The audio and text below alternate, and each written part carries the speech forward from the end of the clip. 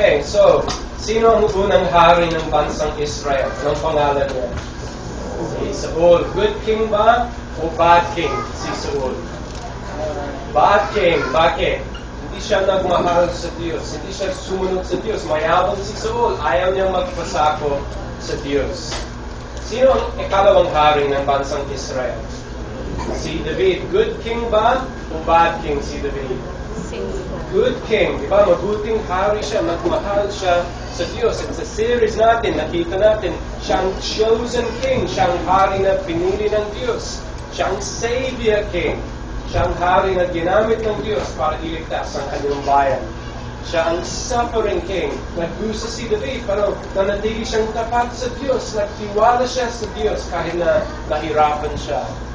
With the covenant-keeping king, tinupad niya ang kanyang mga pangako kay Jonathan.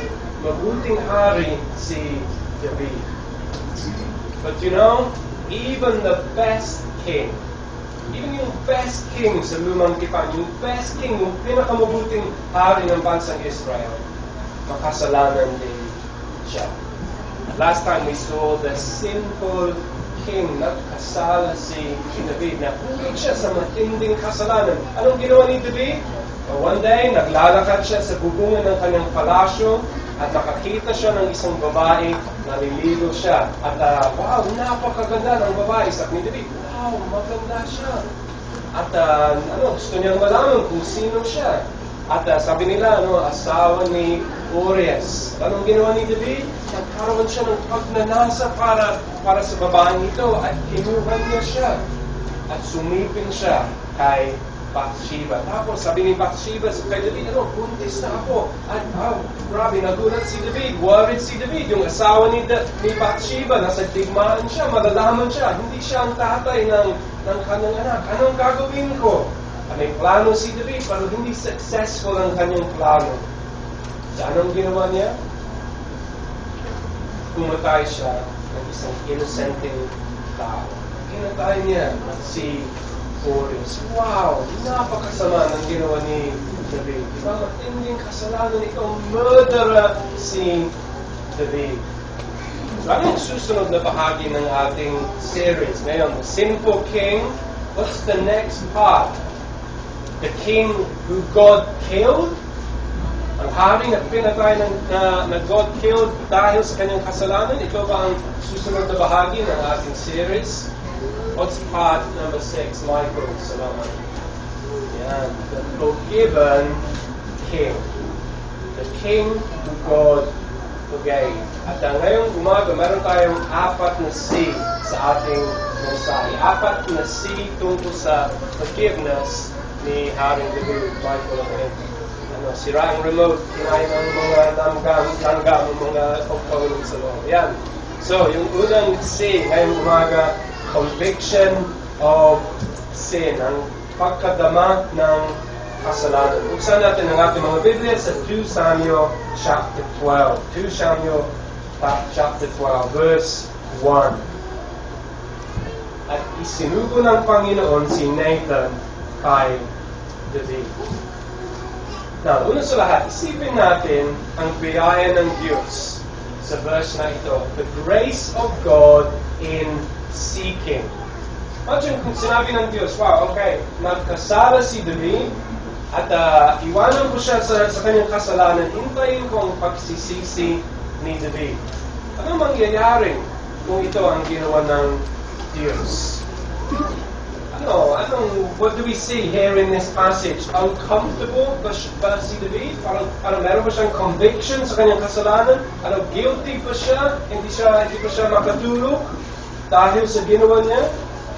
But actually, sa passage na ito, parang komportable si David. Di ba? Binaliwala niya ang kanyang ginawa. We saw that, chapter 11. Sabi niya kay Job, huwag kang mag-worry, ganito ang buhay. Di ba? Binaliwala niya ang kanyang kasalanan. Parang comfortable si David sa ginawa niya. Ulag si David sa kanyang kasalanan. Walang pag-asa para kay David malibang kumilos ang Diyos. Magpapatuloy si David sa kanyang kasalanan unless God did something. Anong ginawa ng Diyos?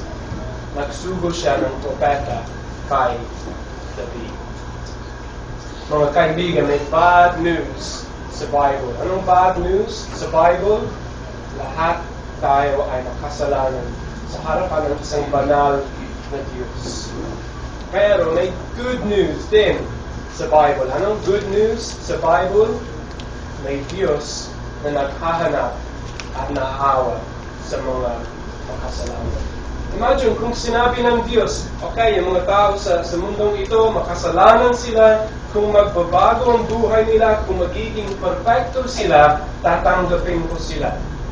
Kung yan ang sinabi ng Diyos, kung iyan ang ginawa ng Diyos, wala tayong pag-asa. Diba? Sinasabi ng Biblia, patay tayo sa ating kasalanan, nagpapatuloy tayo sa ating kasalanan unless may gagawin ang Diyos. Anong ginawa ng Diyos? Well, Alan, in the story, sa children's store, kanina, he told us about Zacchaeus. Diba? Makasalanan si Zacchaeus. Sabi ni Jesus, bumaba ka sa puno. Kakain ako sa iyong bahay. At nagreklamo ang mga tao, naggalit ang mga tao, makasalanan si Zacchaeus. Anong sinabi ni Jesus? Sapagkat ang anak ng tao ay dumating upang hanapin at iligtas ang nawala.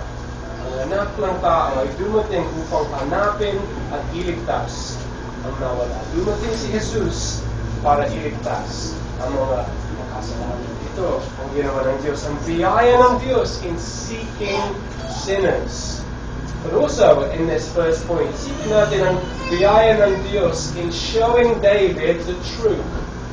Ang biyaya ng Diyos na nagpapakita ng kasalanan niya sa kanya. Sino ang dumating kay David? Anong pangalan ng prophet? Anong pangalan ng propeta? Si Nathan. At nagkwento si Nathan kay David. May dalawang lalaki, isang mayaman, isang mahirap. Yung mayaman, marami siyang tupa. Mayaman talaga siya. Pero yung mahirap, ilan ang kodero niya? Isa lang. At mahal niya ang kanyang kodero. Look at verse 6. Anong sinabi niya? Verse 3. At sa kanya ay parang isang anak na babae. Imagine, mahal niya ang kanyang kodero. Meron akong kaibigan sa England. Kaibigan ko siya sa Facebook. Mahal niya ang kanyang mga aso. Marami siyang aso. At kung yung mga aso niya, kung one of them has a birthday, may birthday party para sa kanyang mga aso. Gumagawa siya ng cake para sa kanyang aso. Ito. Diba? Para sa kanya, kung may birthday party, gumagawa siya ng cake para sa kanyang aso. Meron akong kaibigan dito, kung may birthday party, aso ang kinakain niya para sa birthday party. Yeah, pero yung lalaki dito sa chapter 12, mahal niya ang kanyang kodero. Tapos, anong nangyari sa kwento? Noon ay may dumating na manlalakbay sa mayaman. Ayaw niyang kumuha mula sa kanyang sariling kawan at sa kanyang sariling pakahan para sa manlalakbay na dumating sa kanya. Meron siyang bisita. Alam niya, kailangan niyang magluto para sa kanyang bisita. Kailangan niyang magbigay ng pagkain sa kanya. Pero ayaw niya. Ayaw niya kumuha ng tupa sa kanyang flock. So, anong ginawa niya? Kinuha niya ang kodero ng taong mahirap at inihanda sa lalaking dumating sa kanya. Wow! Wala siyang awa, di ba? Masama ang ginawa niya. Kawawa naman ang yung foreman sa story na ito. At anong reaction ni David nang narinig niya ang sinabi ni Nathan? Naggalit si David. Masama ito.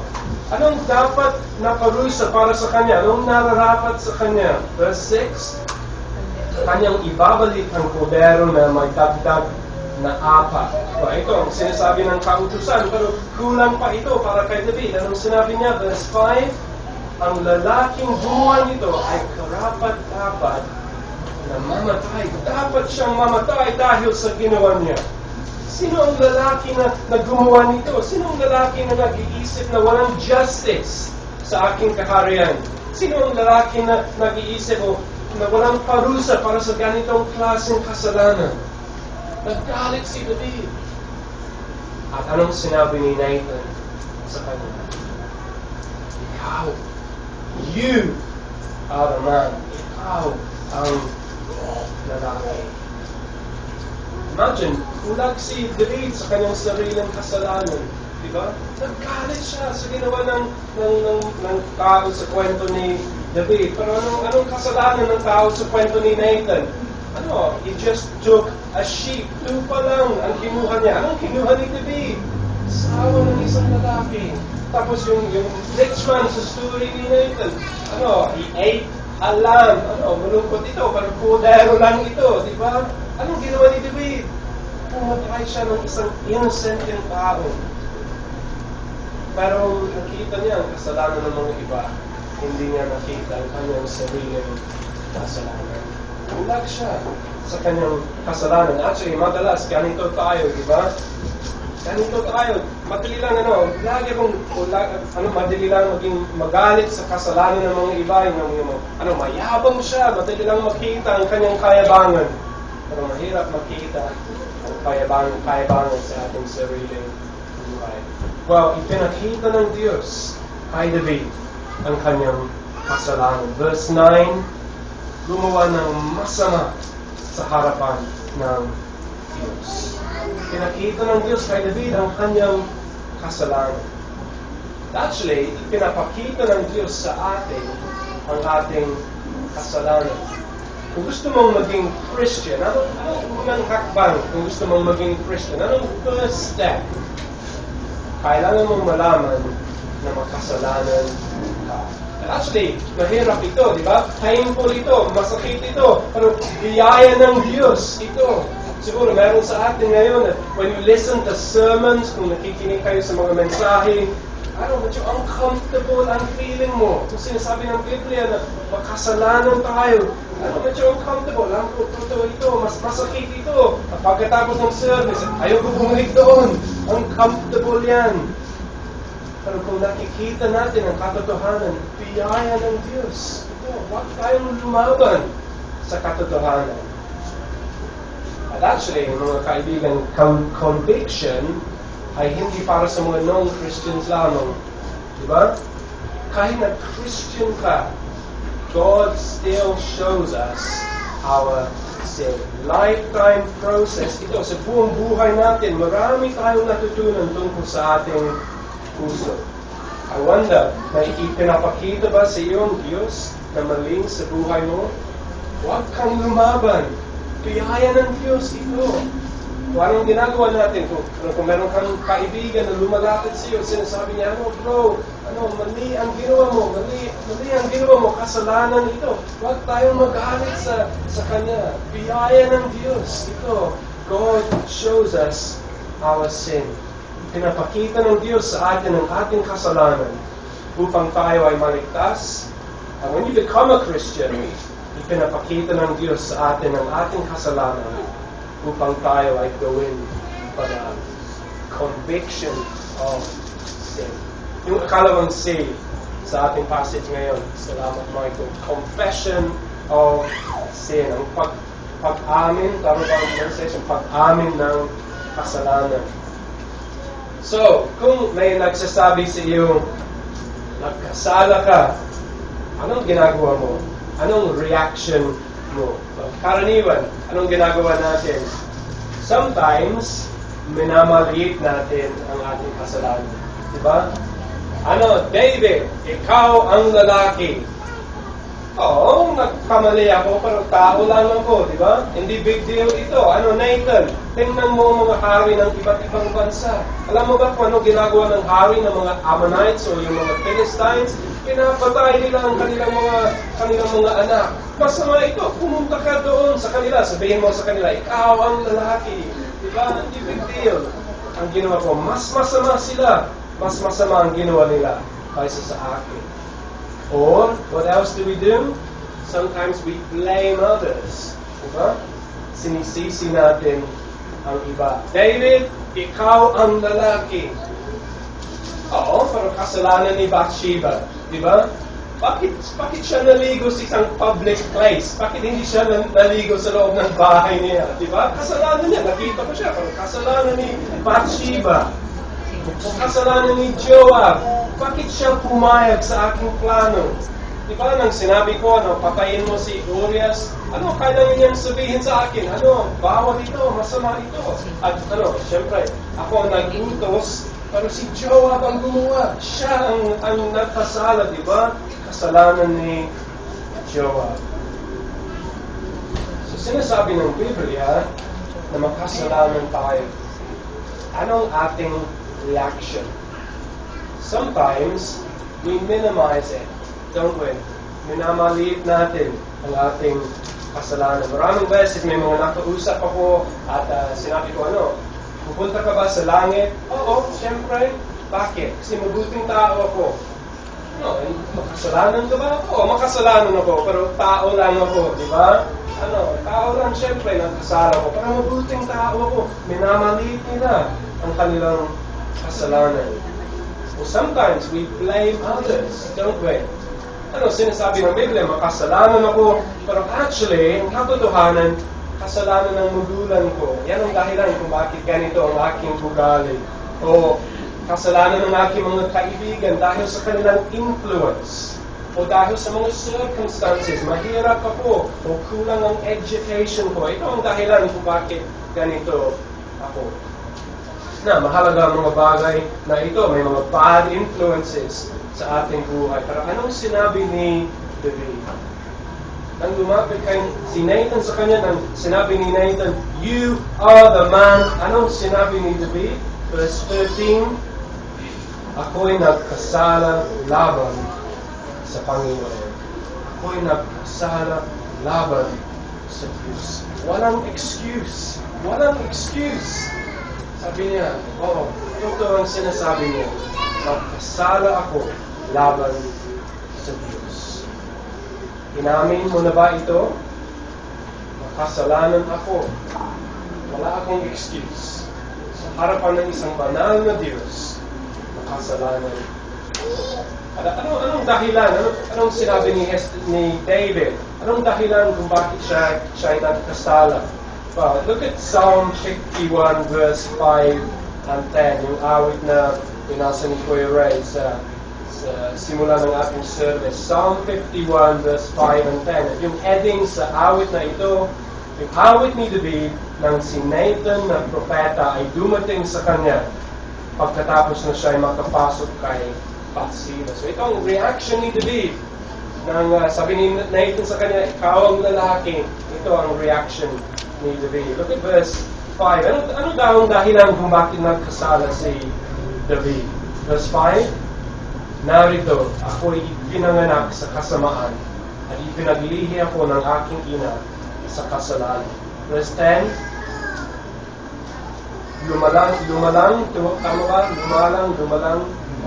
lumalang ka sa akin ng isang malinis na puso, O Diyos, at muli mong tubuhin ang matuwid na espiritu sa loob. Anong dahilan kung bakit nagkasala si David? Kasi makasalanan siya. Anong problema? Siya ang problema. Hindi lang sa ginawa niya, may problema sa kanyang puso. Sometimes we say, don't we, well, nagkamali ako, pero mabuting tao ako, mabuting aking puso. Pero sinasabi ng Biblia, masama ang ating puso. At ito ang dahilan kung bakit magkakasala tayo. Kahit na Christian ka, kahit na may pagbabago na nangyari sa buhay natin, kahit na born again ka, kahit na naninirahan ng Holy Spirit sa ating buhay, pwede pa tayo mahulog sa matinding kasalanan. Kasalanan pa sa ating puso. At nagbabago at binabago ang ating buhay, pero hindi pa tayo perfect. Makasalanan pa tayo. So as a Christian, anong reaction natin? Anong ginagawa natin kapag nagkakasala tayo? Kung hindi ka mabait sa iyong asawa, kung hindi ka mabait sa iyong mga anak, are you quick to admit your sin and ask for forgiveness? Mabilis ka bang umamin ng iyong kasalanan at humingi ng tawad? Madalas, marami tayong excuses. Di ba? Noong Biyernes, isang pastor na umaattend sa ating modular course, pumunta siya sa bahay namin. At more than 1 month ago, meron siyang assignment and he asked me to do some assignment for him. Sabi ko, gagawin ko ito. Pumunta ka sa bahay namin at I will give you the assignment. At noong Biyernes, dumating siya sa aming bahay at hindi ko ginawa ang assignment. Nakalimutan ko. At sabi niya, nasaan ang assignment? Sabi ko, alam mo po yan, yung problema, walang tubig dito sa Calindola. Yan ang dahilan kung bakit hindi ko ginawa ang assignment. Walang connection. Totoo yan, walang tubig sa Calindola, ilan na araw. Pero walang connection, excuse lang. Diba? I didn't want to admit na nagkasala ko. Hindi ko tinupad ang aking pangako. Madalas, ganito tayo. But actually, sa family life, sa marriage life, sa church life, we must be quick to admit our sin. Diba? Dapat mabilis tayo. We must be quick to ask for forgiveness. Makasalanan tayo.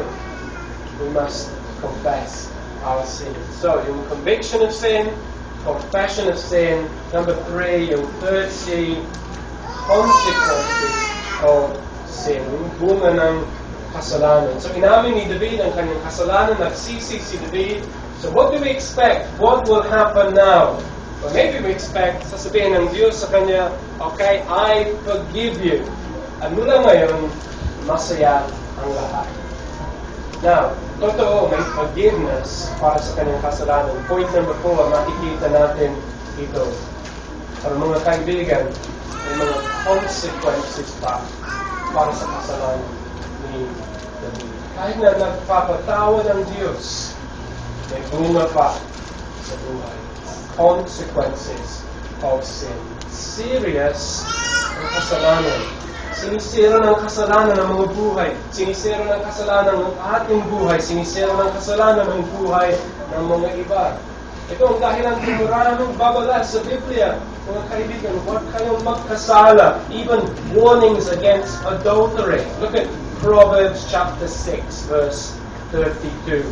Proverbs chapter 6, verse 32. Let's ask, who's got the Bible? Let's ask Alan, Kuya Alan, please. Proverbs chapter 6, verse 32.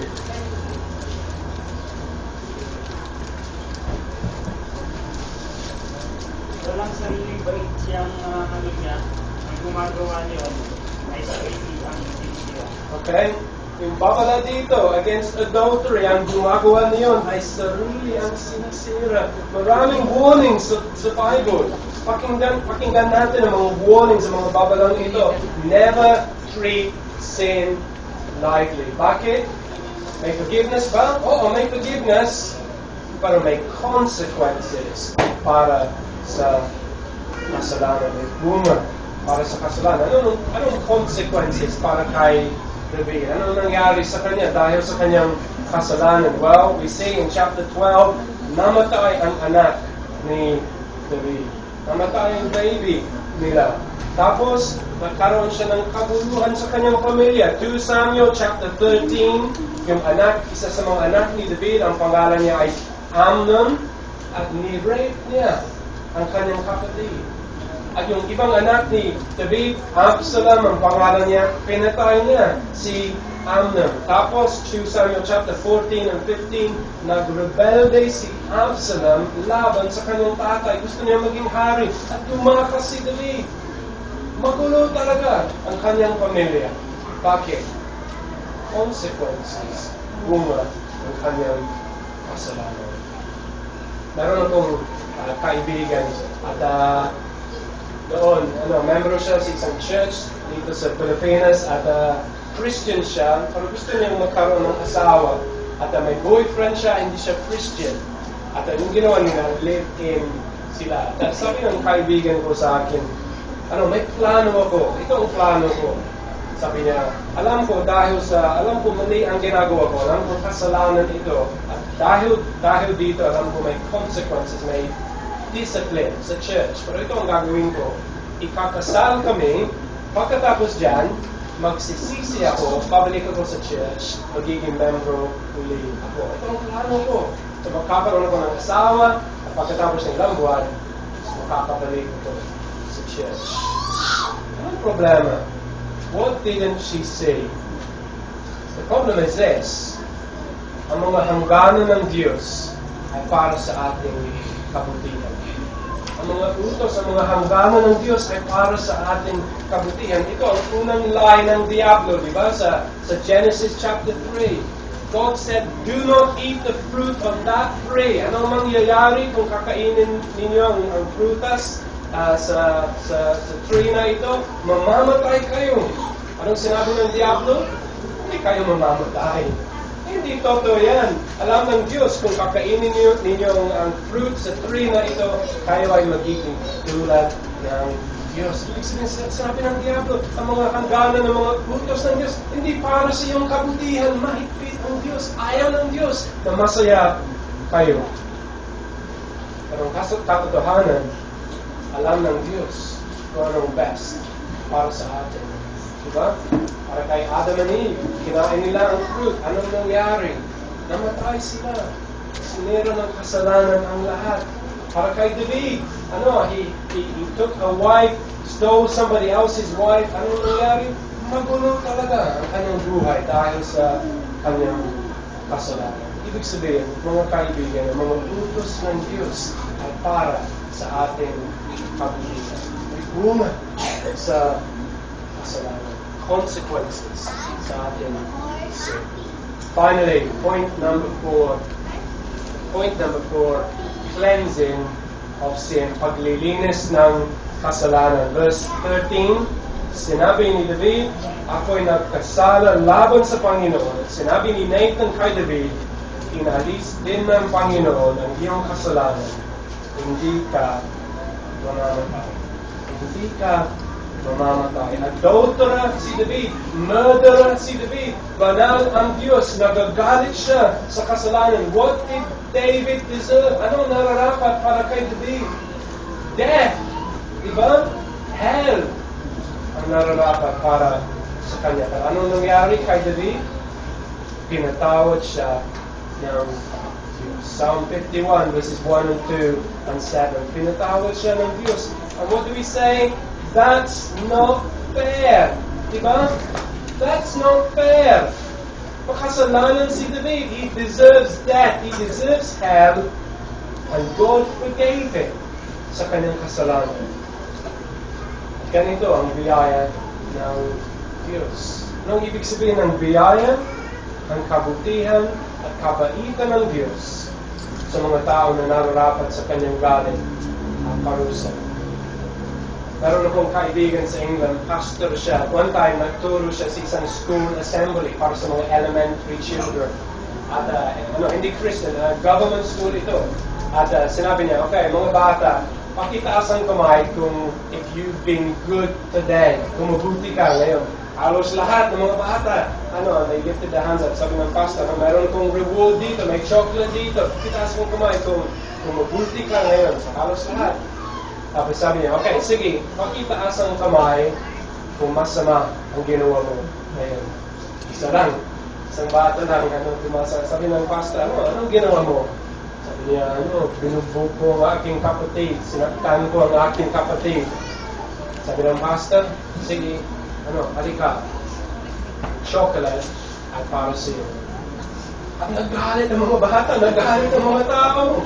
Sabi ng pastor, ganito ang biyaya ng Diyos. Ang timpala, kabutihan, kabaitan para sa mga tao na hindi nararapat. Pagkatapos ng assembly, yung head teacher, naggalit siya sa kaibigan ko. Sabi, anong ginagawa mo? Siguro dahil sa lesson mo, lahat ng mga bata, may mga saktan nila ng mga kapatid para magkaroon ng chocolate. Naggalit siya, hindi tama ito. But actually, ganito ang biyaya ng Diyos. Diba?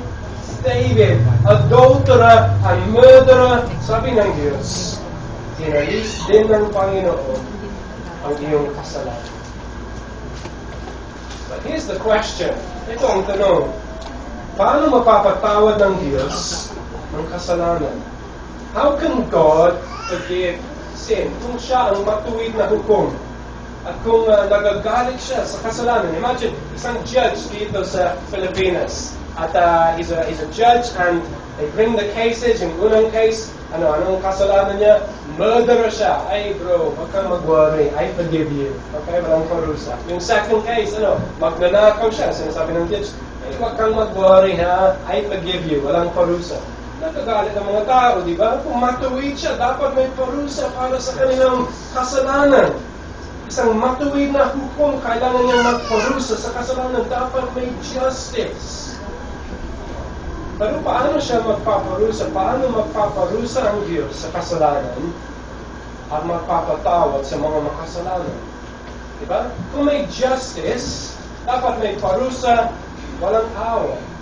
Pero kung may awa, walang justice. So paano yan? May awa, tsaka may justice. How can God forgive sinners and also punish sin? At mahalaga ang tanong, anong sagot?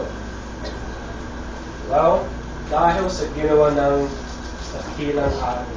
Sa lumang tipan, dakilang hari si David, pero maraming pangako, maraming prophecies, may dakilang hari na darating. Mas dakila siya kaysa kay David. Sino siya? Si Jesus. Michael, thank you. The King who forgives. And we see, maraming prophecies. For example, Isaiah chapter 53, verse 6. Isaiah 53, verse 6. Let's ask who's got a Bible. Andre, can you read that please? Isaiah 53, verse 6. Tayong lahat ay gaya ng nakatupang ikaw. Bawat isa sa atin ay kumihis sa kanyang sariling daan. Inasal sa kanya ng Panginoon ang lahat natin. Okay, so dito sa Isaiah, lahat tayo ay gaya ng mga tupang naligaw. Makasalanan tayo sa harapan ng Diyos. Hindi tayo sumunod sa Kanya. Pero may prophecy, may pangako at ipinasan sa Kanya ng Panginoon ang lahat natin pasamaan.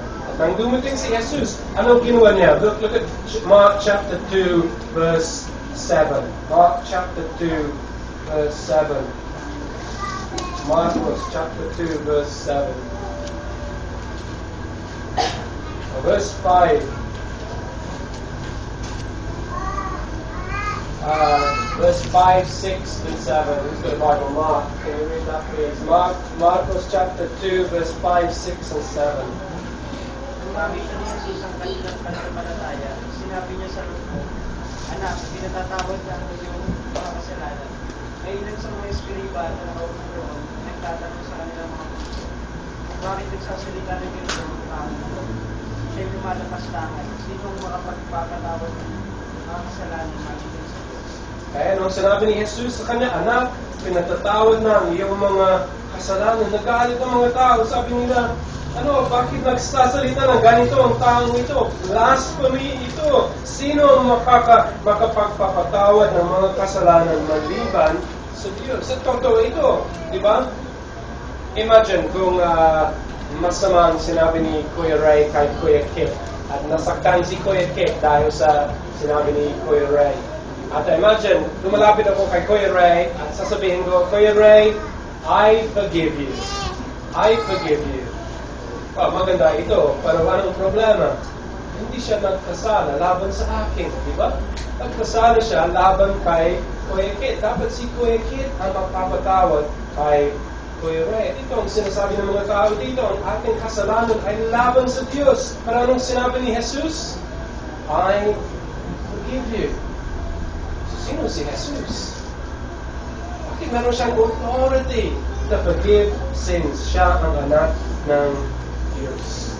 At namatay siya sa krus. At anong nangyari sa krus? Mahalaga ito. Anong ginawa ng Diyos sa krus? Alam natin, namatay si Jesus sa krus. Pero anong dahilan? Anong ginawa? Anong nangyari sa krus?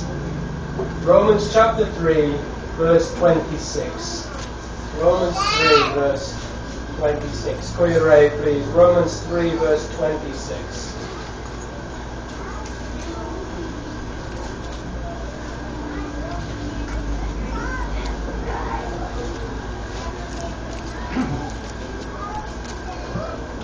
Upang mapatunayan sa panahong kasalukuyan na siya'y matuwid upang siya'y maging ganap at taga-aring ganap sa taong mayroong pananampalataya. Okay? So sa krus, nakikita natin ang galit ng Diyos sa kasalanan. Bakit? Anong ginawa ng Diyos? Nagalit siya sa kasalanan. Nakikita natin ang justice ng Diyos sa kasalanan. Ang nakikita din natin ang awa, ang pag-ibig ng Diyos sa mga makasalanan. Bakit? Nagalit ang Diyos sa kasalanan. Nagparusa ang Diyos sa kasalanan at ang kanyang parusa, ang kanyang galit ay nahulog sa kanyang anak. Nakikita natin ang justice ng Diyos. Nagagalit. Nagparusa siya sa kasalanan. At nakikita din natin ang awa ng Diyos. Paano? Pinurusahan siya. God punished Jesus. Halip ng mga makasalanan. He took the punishment for us. Inihandog niya ang kanyang sarili at namatay siya sa krus bilang substitute. Dahil dyan, ang kanyang matuwid na buhay ay inaaring para sa akin. Mga kaibigan, dakilang hari si David. Nagkasala si David, kailangan niya ng forgiveness. Meron tayong dakilang hari. Hindi nagkasala. Hindi niya kailangan ng forgiveness. Actually, He offers forgiveness to us. Lahat ng mga lumalapit sa Kanya. Lahat tayo ay makasalanan. Ito ang tanong.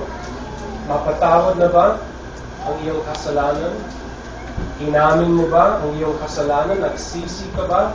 Tumalikod ka ba sa kasalanan mo? Nagpasako ka kay Jesus? Kung yes, purihin natin ang Diyos. At mabuhay tayo para kay Haring Jesus, ang dakilang hari na nagmamahal sa atin at namatay para sa atin. At kung no, if not yet, mga kaibigan, si Jesus, ang hari na kailangan mo, siya lang ang pag-asa para sa mga nagkasala. Manalangin na tayo.